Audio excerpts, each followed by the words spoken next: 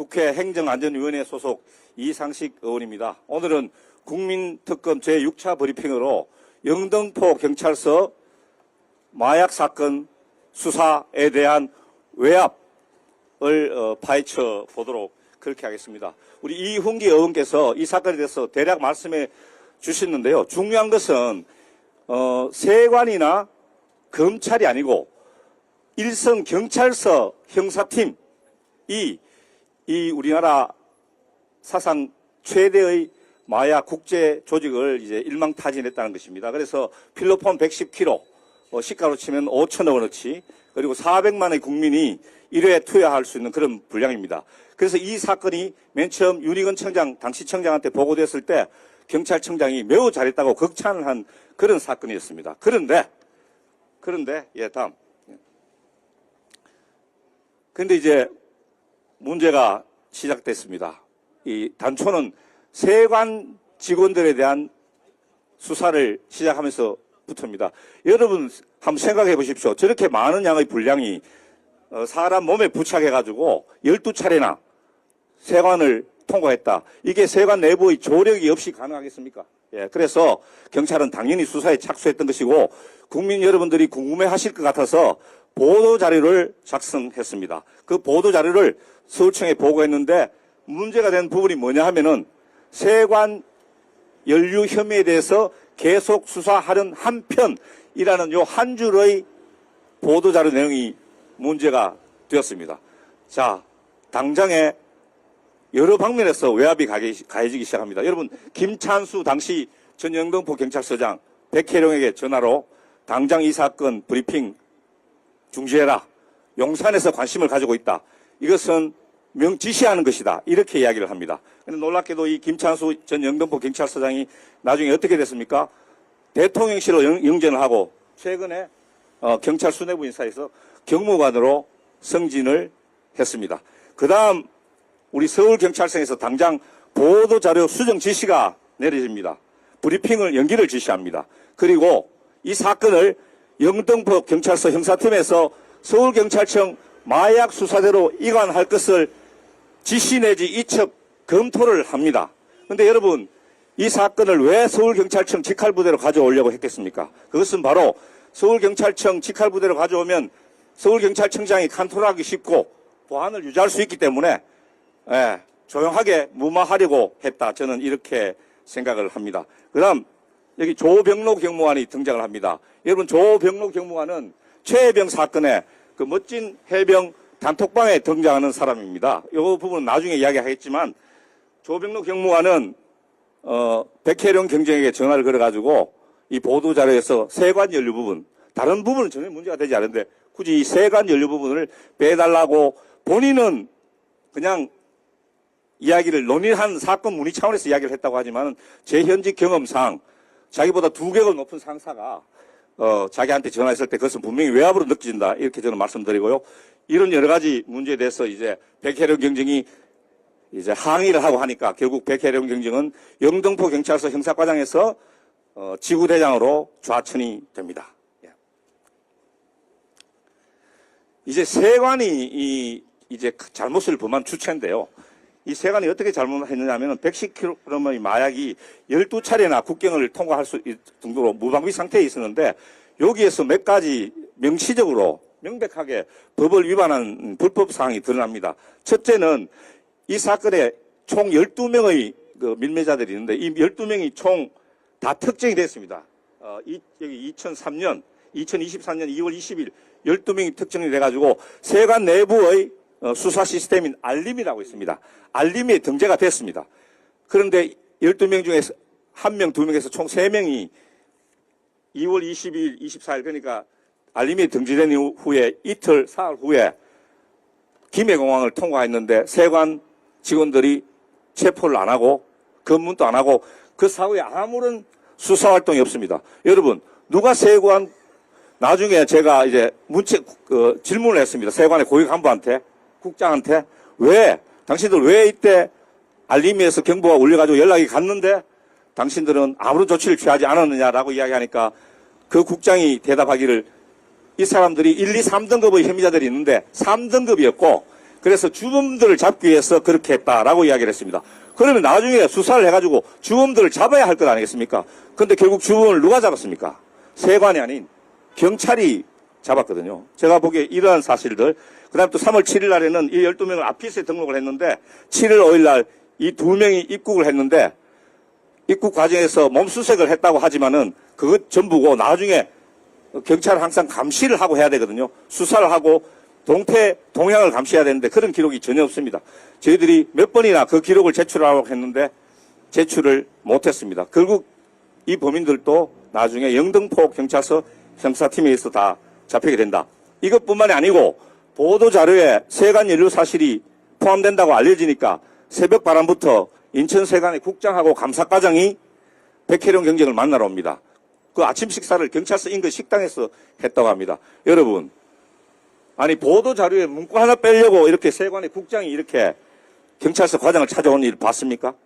그다음 두 번째, 관세청장이 그 즈음에 이 세관 사건 수사의 중요 고비마다 3번에 걸쳐가지고 석연치 않은 이유로 핸드폰을 교체를 합니다. 그 이유에 대해서 분명한 대답을 내놓지 못합니다. 그리고 저희들이 이제 서울경찰청 국감 때 그 연루되는 세관 직원들을 불러가지고 질의를 했습니다. 어떤 직원은 유심칩을 3개나 가지고 있었다. 예. 또 어떤 직원은 자기 인척, 처제인데 외국 출장 갔다가 들어오는 자기 처제를 에스코트 하기 위해서 비건 날에 보세구역안에 들어가가지고 처제를 데리고 오는 일이 있었다.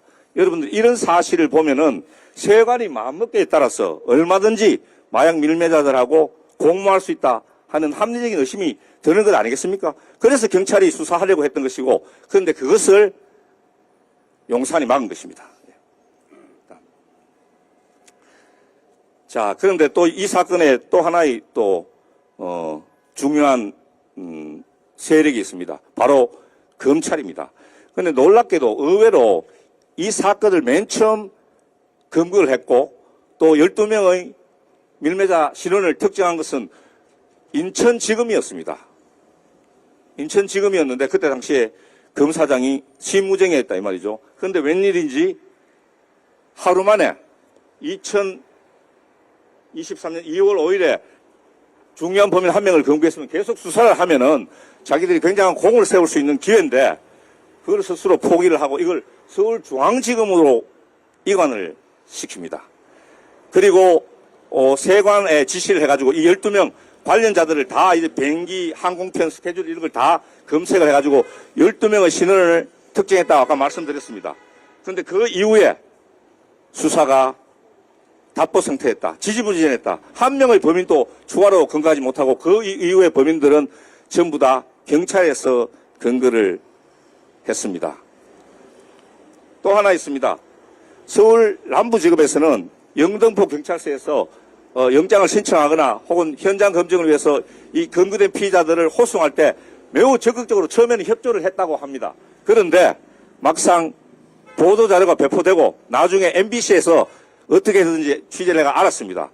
세관 직원들이 연루되어 있는 것 같다라는 보도가 나오자마자 이 검찰의 태도가 돌변합니다. 당장 수사지휘부서가 바뀝니다. 형사 6부에서 형사 3부로 바뀝니다. 그리고 경찰이 신청하는 압수수색 영장, 계좌 추적 영장을 3번이나 줄 기각하기 시작을 합니다. 여러분 수상하지 않습니까? 예. 자, 그 다음 이제 등장하는 인물이 이제 심우정인데요. 심우정은 이 사건 최초에 당시에 인천지검장으로 있었습니다. 그래서 제가 말씀드린 바와 같이 맨 처음에는 인천지검이 중요한 마약 밀매자 한 명을 최초의 세관하고 합동작전으로 검거를 했습니다. 그리고 12명의 피의자를 특정하는데도 인천세관이 큰 역할을 합니다. 그런데 문제는 뭐냐면 그 다음날 2월 6일 날 이 사건을 통째로 서울중앙지검으로 영등포 경찰서를 관할하고 있는 서울 남부지검도 아니고 서울중앙지검으로 갑자기 이첩을 해버립니다. 그리고 그걸로 끝입니다. 수사 끝. 여러분 이게 너무 이상하지 않습니까?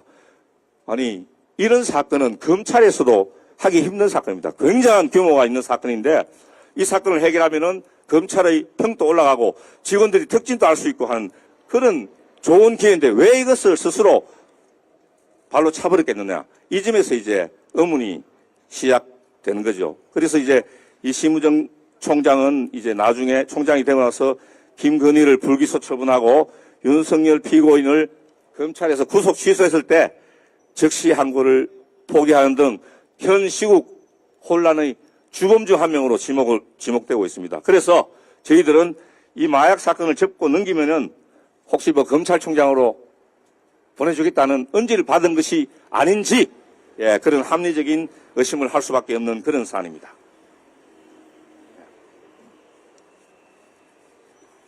자, 여러분, 선라이즈 사건이라고 있습니다. 선라이즈 사건은 이번 마약 외압 사건의 수사 외압 사건의 일종의 전사입니다. 프리스토리, 프리퀄입니다. 이 사건의 구조는 세관의 부패를 검찰이 덮었다. 지금 우리 영등포 경찰서 마약 사건도 세관이 잘못한 것을 결과적으로는 검찰이 덮어주는 그런 구조를 가지고 있지 않습니까? 이 선라이즈 사건도 똑같은 구조를 가지고 있기 때문에 선라이즈 사건을 한번 살펴볼 필요가 있다고 생각합니다. 선라이즈 사건은 2010년 퇴직 세관 직원들이 중심이 되어 설립한 회사입니다. 선라이즈 FNT라는 회사로 평택항 도서구역에 자리 잡고 있습니다. 이분들의 주 업종은 뭐냐 하면은 중국으로부터 제3국으로부터 농산물, 마늘, 깨, 뭐 같은 농산물을 수입해가지고 가공을 해야 됩니다. 가공을 해서 파는 수입 농수산물 가공업체입니다. 그런데 이분들이 가공을 하지 않고 원재료를 경동시장 같은 데다가 대규모로 팝니다. 그러면 엄청난 차익이 발생하는 거죠. 그래서 한 6년 동안 수천억 원대에 달하는 이 불법 수익을 올린 회사다. 그래서 이 회사하고 경쟁업체였던 이성열이라는 분이 고소를 했습니다. 여러분, 고소를 하면은 뭘 해야 됩니까? 고소인을 상대로 당신이 왜 고소를 했느냐 하는 고소인 보충 조사를 합니다. 그런데 그 과정이 없었습니다. 그런데 거꾸로 검찰에서는 송삼현, 박찬호라는 윤석열 검찰 사단, 이 두 분들이 둘 다 이제 나중에 제주지검장까지 지냈는데요. 제주지검장으로 가서 과거에 경쟁업체다 보니까 이 이성일이라는 분도 고소를 당한 사건이 있지 않습니까? 그 고소 사건을 3년, 4년 묵혔던 사건을 다시 끄집어내가지고 이분을 결국에는 이성일이라는 분을 거꾸로 구속시켜 버립니다. 이게 전부 다 팩트입니다. 예. 그래서 이 과정에 윤석열 처고모부 장진호라는 분의 개입 정황이 드러납니다. 그리고 선라이저 회사의 회장이었던 강영임이라는 분이 주변 지인들한테 최인순이 자기가 송파에 살 때 40년 직이었다라고 이야기하고 다니는 그런 목격자들이 있습니다. 그리고 김건희의 오빠 김진우가 선라이저 창고를 방문했다는 의혹도 있습니다. 그리고 이 선라이저의 평택 하치장이 있습니다. 하치장. 여기는 주차장이라고 하는데 하치장이 도이치모터스에 임대가 되었다. 우리가 임대 계약서는 확인하지 못했지만은 세관 공무원들이 이런 진술을 한 녹취가 발견이 되고 있습니다. 여러분, 그래서 저희들이 보기에는 이 선라이즈 사건에서 세관의 잘못과 비리를 검찰이, 특히 그것도 누가? 윤석열 검찰 사단의 일원인 송삼현, 박찬호가 눈 감아주고 오히려 고소한 사람들 거꾸로 구속시켰다. 그리고 이 과정에서 장진호, 최은순, 김진우 같은 윤석열, 김건희 부부의 인척들이 등장하게 된다. 그래서 이번에도 그래서 저희들이 의심하기를 이번에도 잘못한 것은 세관 직원들이고 그 잘못을 덮은 것은 누굽니까? 그 다음에 이제 또 한 가지 짚어야 될 게 있습니다.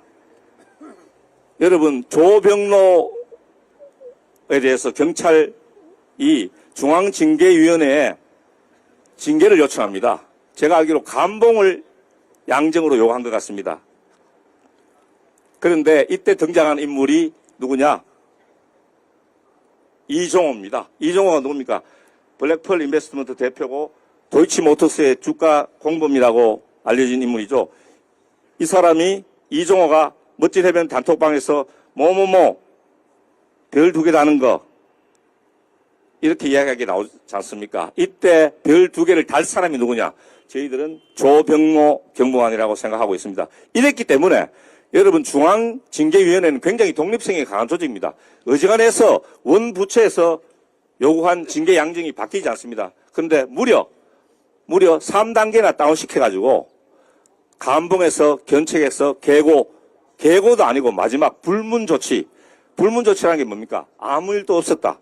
이런 일은 최근 5년에 조병로 경무관이 유일했다고 합니다. 그래서 저희들은 이제 김건희 여사의 단골 게이트에 단골로 등장했던 이종호와 조병로 경무관의 중앙징계위 인사에 개입한 것이 아닌가, 징계에 개입한 것이 아닌가 하는 의심을 하게 되는 것입니다. 예, 이제 마지막으로 종합을 하겠습니다. 그래서 진실의 나침판은 용산을 가리킨다.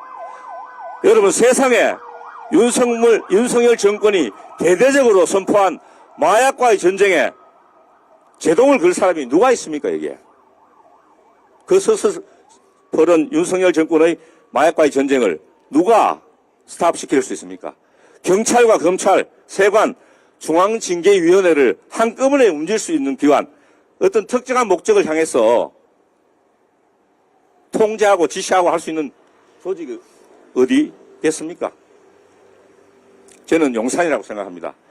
선라이즈 수사는 놀랍게도 윤석열 검찰 사단과 밀접하게 연관되어 있고 김건희 여사의 인척과 밀접한 관련이 있습니다. 여기에다가 김건희 게이트의 단골 손님인 이종호가 등장한다. 그래서 저희 국민특검은 김건희와 윤석열 검찰 사단이 이 영등포 경찰서 마약 수사 사건의 외압, 보이지 않는 손으로 작용했다는 합리적인 의심을 가집니다. 이제는 특검을 통해서 저희들의 이런 이 배우를 조사하는 데는 여러 가지 한계에 봉착하지 않을 수 없습니다. 그래서 반드시 향후에 특검으로 진실이 규명돼야 된다고 생각합니다. 여러분 감사합니다. 예, 이상식 의원님 브리핑 잘 들었습니다. 복잡할 수 있지만 아주 명쾌하게 자세히 잘 설명을 해주셨고요. 이게 당군 일의 최대 마약 사건인데 그 당시 윤석열 정부에서는 마약과의 전쟁을 선포했는데 이런 사건에 대해서 조사를 안 했다는 누가 납득을 할 수 있겠습니까? 그리고 이태원 참사 때 그 많은 분들이 죽어갔을 때도 마약 사범을 잡기 위해서 혈안에 댔던 정권입니다. 그 정권이 이런 어마어마한 마약 사건에 대해서 은폐하고 눈을 감았다는 것은 분명히 아까 이상식 의원께서 지적하신 것처럼 그런 연결고리, 카르텔이 있다고 보여집니다. 세관, 검찰, 그리고 경찰 수뇌부까지 모두 연결이 됐고, 그리고 심우정 검찰총장은 아시는 분들, 검찰 조직이나 아니면 법조계에서 누구도 상상 못했던 검찰총장이라고 말을 합니다. 이 사람이 과연 검찰총장이 되리라고 아무도 상상 못했다. 다 그렇게 얘기를 하는데, 그래서 더 심각히 의심이 드는 게 인천지검 시절에 이런 마약 외압 때문에 검찰총장이 된 것이 아닌가. 여러 가지 의심을 사기에 충분합니다. 그리고 아까 이상식 의원께서 말씀하셨듯이 상설특검을 통해서 명백히 발표해야 됩니다. 지난 3월 20일 날 상설특검이 국회를 통과했지만 아직 특검을 임명하지 않고 있습니다. 한덕수 대행이 빨리 상설특검을 임명하지 않는다면 저희는 공범이라고 볼 수밖에 없습니다. 그리고 오늘 이 건에 대해서 필요한 자료나 추가 취재가 필요하면 저희 특검에 말씀하시면 언론인 분들께 적극 협조해 드리도록 하겠습니다. 그리고 마지막으로 김영호 위원장님께서 마무리 발언해 주시겠습니다. 네, 안녕하세요. 국민특검 단장을 맡고 있는 김영호입니다. 네, 이상식 의원님께서 정말 국민들께 아주 간단하고 아주 국민들이 이해하기 쉽게 잘 설명해 주셨는데요. 이상식 의원님께서 아마 경찰 고위직 출신이기 때문에 오늘의 국민 브리핑은 마치 경찰청에서 공식적인 수사 결과 브리핑을 한 것처럼 국민들께 많은 신뢰를 받을 것 같다는 생각을 하게 됐습니다. 오늘 6번째 국민특검 브리핑은 아마 우리 언론인분들, 시민 여러분들 아시겠지만 영화 신세계나 또 부당거래, 마치 그 한편의 느와르 영화, 아니 어떻게 보면 실제 영화보다 더 실감나는 나쁜 놈들의 이야기를 다룬 인천세관 마약 사건 수사 외압 의혹입니다. 인천세관 마약 사건은 마약과의 전쟁을 선포한 윤석열 정권이 대한민국 사상 최대 규모의 마약 밀반입을 적발하고도 최고 권력기관들이 앞다퉈 나서며 이를 무마하고자 했던 수사 외압 사건인 것이죠. 사실 국민들이 도무지 이해를 할 수 없는 그런 정황이 속속 드러나고 있는데요. 대통령인 윤석열은 마약과의 전쟁을 선포하고 당시 법무부 장관이었던 한동훈은 마약 조직을 뿌리 뽑겠다라고 공언을 하고 당시 이원석 검찰총장은 마약 범죄를 처단하겠다라고 호언장담하지 않았습니까?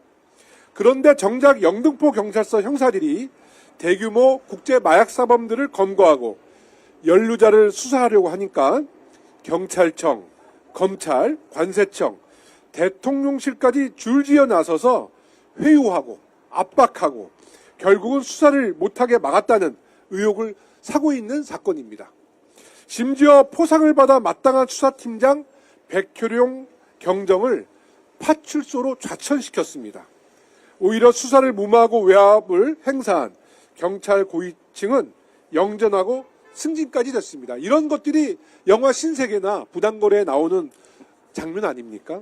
정말 이거는 조폭 영화와 다를 바가 없습니다. 그래서 국민들이 분노하고 많은 의혹을 제기하기 때문에 더불어민주당이 상설특검을 발의한 것이고 이에 대한 진실은 반드시 규명돼야 한다고 생각하는 것입니다. 그런데 말입니다. 더욱이 이해할 수 없는 건 국민의힘이 이 특검을 반대하고 있다는 겁니다. 김건희 특검이야 대통령 눈치 살피느라 어떻게든 막아내겠다는 그런 의도가 있지만 마약 범죄를 수사하자는데 왜 국민의힘이 반대하는지 모르겠습니다. 마약을 때려잡겠다고 하던 정부와 여당이 이 마약 사건만은 덮으려고 하는 숨은 의도를 우리는 밝혀내야 합니다.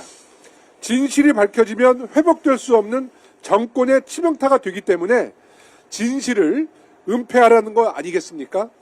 마약 범죄 집단과 그 범죄를 비호하는 세력이 밀접하게 연관되어 있지 않다면 도무지 설명되지 않는 부분입니다.